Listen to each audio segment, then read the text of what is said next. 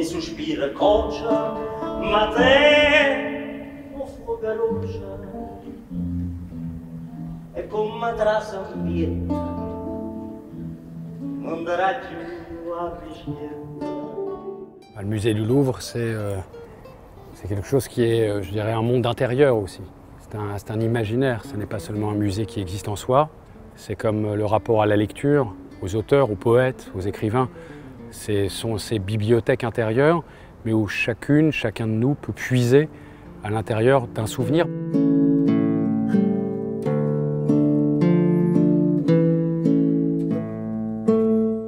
Le mot théâtre en grec veut dire l'endroit d'où l'on regarde. Ça n'est pas seulement un art, on peut faire théâtre de tout, comme disait Antoine Vitez. Cette cour est une cour extraordinaire, elle est tellement adaptée entre son passé, son présent, l'espace tel qu'il a été conçu, tel qu'on a pu le concevoir ensemble.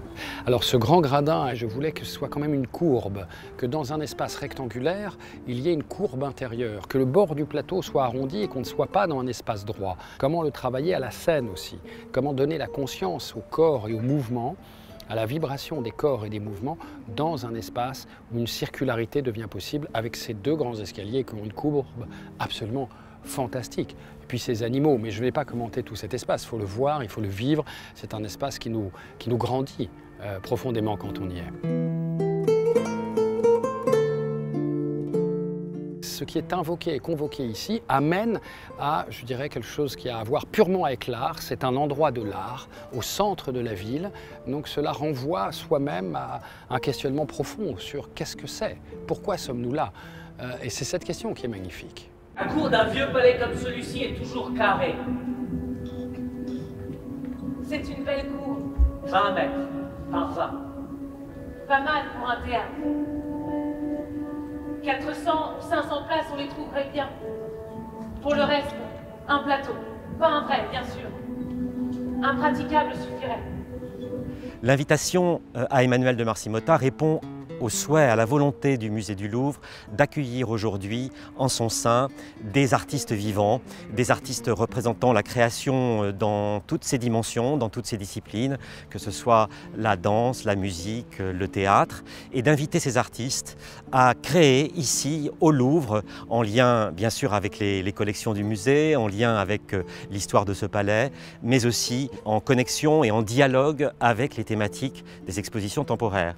Nous avons en ce moment cette grande exposition Naples à Paris, et il se trouve qu'Emmanuel de Marcy-Motta est l'un des meilleurs défenseurs de l'œuvre d'Edoardo de Filippo. Edoardo de Filippo, c'est peut-être l'un des plus grands dramaturges italiens et surtout un dramaturge napolitain qui incarne à lui seul l'esprit de Naples.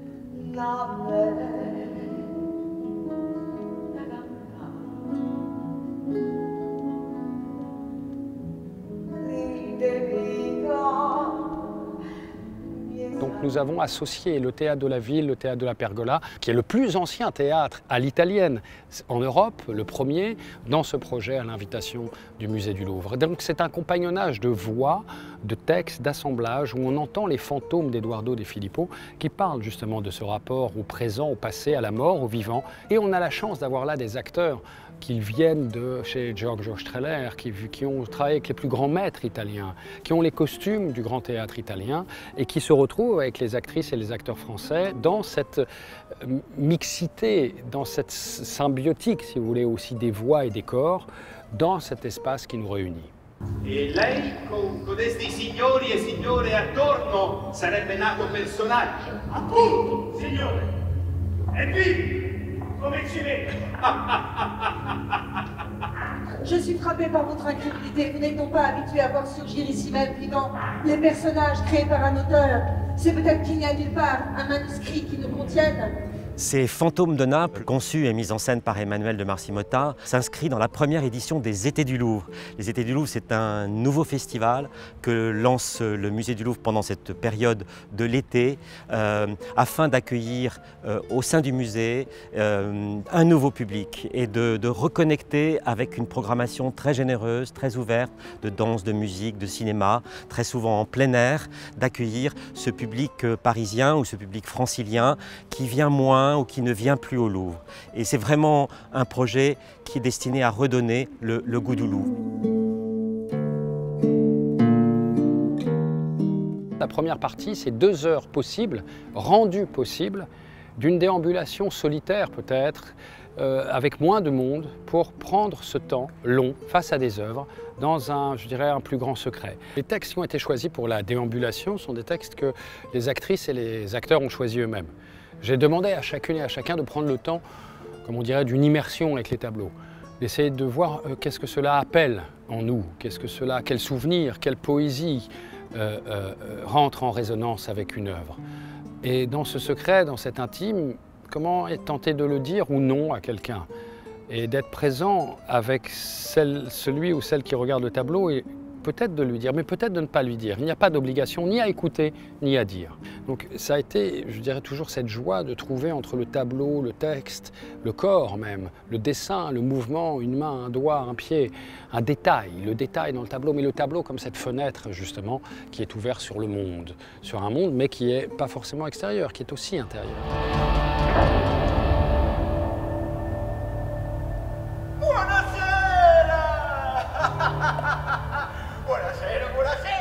Très, très important l'opportunité que nous a donnée le Louvre, un musée. C'est pas facile en Italie de pouvoir trouver une relation entre l'art en général et le théâtre. Créer une relation vivante entre ces deux mondes qui ici se sont retrouvés, qui nous a aidés à faire travailler bien ensemble les acteurs italiens, les acteurs français et les acteurs napolitains, qui sont italiennes, mais qui sont exceptionnels, ils chantent, ils jouent, ils font tout. Il y a une école à Naples qui est l'école de la vie. Naples est vraiment théâtre, ville-monde du théâtre.